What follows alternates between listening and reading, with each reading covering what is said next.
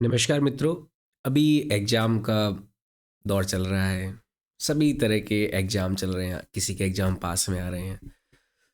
तो एग्ज़ाम के दौरान एक अनसर्टेनिटीज़ होती है, अनिश्चितता कि क्या होगा, क्या रिज़ल्ट आएगा, ख़राब आ गया तो ख़राब आ गया तो मम्मी पापा को कैसे मुंह दिखाऊंगा या फिर टीचर्स को कैसे फेस करूंगा। तो जो एग्ज़ाम की अनसर्टेनिटी होती है, उस वजह से एक बहुत ज़्यादा एंजाइटी स्टूडेंट्स में पाई जाती है। मैं भी उस दौर से गुजरा हूँ, तो I know very well what state you are facing, all of you. तो इस समय में जब इतना ज़्यादा एंजाइटी हो रहा होता है, इतना ज़्यादा हम अनसर्टेनिटी को फेस कर रहे होते हैं अपने लाइफ में, हमें हमें बिल्कुल भी कॉन्फिडेंस नहीं आ रहा होता। चाहे पूरे साल भर भी पढ़ाई करी हो, तो फिर भी हमें कॉन्फिडेंस नहीं आ रहा होता कि हमारा एग्ज़ाम अच्छा होगा या नहीं होगा। ऐसी स्थिति में मित्रों, दिमाग को नियंत्रण करना बड़ा आवश्यक होता है, क्योंकि अगर दिमाग नियंत्रण में नहीं होता, विचार तरह तरह के चल रहे होते हैं, सर भारी हो रहा होता है, तो हमारा जो मेन काम है पढ़ाई करना, पढ़ाई की जो एफिशिएंसी होती है वही ख़राब हो जाती है। तो ऐसी स्थिति में इस माइंड को कैसे मैनेज करें, उसका एक छोटा सा फॉर्मूला मैं आपको इस वीडियो के माध्यम से दे रहा हूँ। थोड़ा ध्यान से और तसल्ली से इसको समझें। मित्रों, जैसे ही आप ऐसी परिस्थिति में हो, आपको लगे कि you can control the things, things are getting out of control from you, तो उस समय कुछ एक चीज़ें आपको करनी है बस। सबसे पहले, जो भी आप पढ़ रहे हो, जो भी आप गोल बनाया है, जो भी आप स्टडी टाइम है, जैसा ही कुछ है, और आपको लग रहा है कि everything is messy, something is bad happening, something is not good, आप काम करो, सब बंद कर दो उस समय। किताबों को, कॉपी को, अपने जो भी प्रैक्टिस कर रहे हो, क्वेश्चंस लगा रहे हो, जो भी तैयारी कर रहे हो, जो भी कुछ कर रहे हो, उसको एक बार साइड कर दो।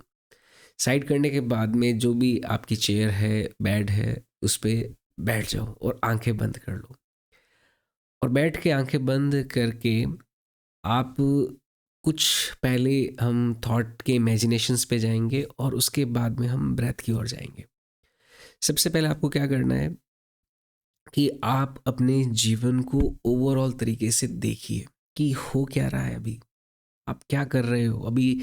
10वीं का एग्ज़ाम है या 12वीं का एग्ज़ाम है, वो क्या है आपके जीवन में, क्या इम्पोर्टेंस रखता है, उसमें जो भी परिणाम आएगा, ऐसे आंखें बंद करके आपको विचार करना है। उसमें जो भी परिणाम आएगा, वो चाहे अच्छा हो खराब हो, क्या आपके जीवन में उसका बहुत बड़ा इम्पैक्ट आने वाला है क्या?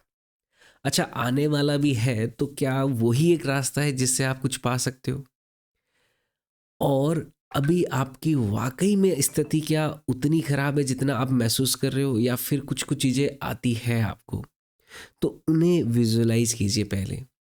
आपके माइंड में जो नेगेटिव थॉट अराइज कर रहा है, उस सोर्स को नलीफाई कीजिए आपके एक पॉजिटिव इम्पल्स से। जैसे आपके माइंड में कोई नेगेटिव थॉट आ रहा है कि यार एग्जाम खराब होगा, तो उससे काउंटर एक पॉजिटिव थॉट उसके साथ बैलेंस कीजिए कि नहीं नहीं, खराब नहीं होगा, मैं कुछ ना कुछ तो लेके आऊँगा ही, कुछ ना कुछ तो नंबर आएंगे ही आएंगे, है ना। जो पढ़ा है उसमें से कुछ ना कुछ तो लिखेंगे, पूरे साल भर से पढ़ाई कर रहा हूँ, कुछ ना कुछ तो सवाल सही होंगे ही होंगे। तो जो जो नेगेटिव थॉट इंड्यूस होता है, उसे एक पॉजिटिव थॉट से काउंटर बैलेंस करने का प्रयास कीजिए। उससे क्या होगा, माइंड के थॉट्स धीरे धीरे थोड़ा थोड़ा कम होना शुरू होंगे, मन शांत होना शुरू होगा। इसके साथ साथ आप अपनी ब्रेथ पे ध्यान लेके जाइए, ब्रेथ जो अंदर और बाहर जा रही है। जैसे ही ब्रेथ अंदर जाती है, उसको ऑब्जर्व कीजिए। फिर ब्रेथ को होल्ड कीजिए, और जब छोड़ रहे हो वहाँ पे एक महत्वपूर्ण बात होती है, उसको ध्यान रखना है।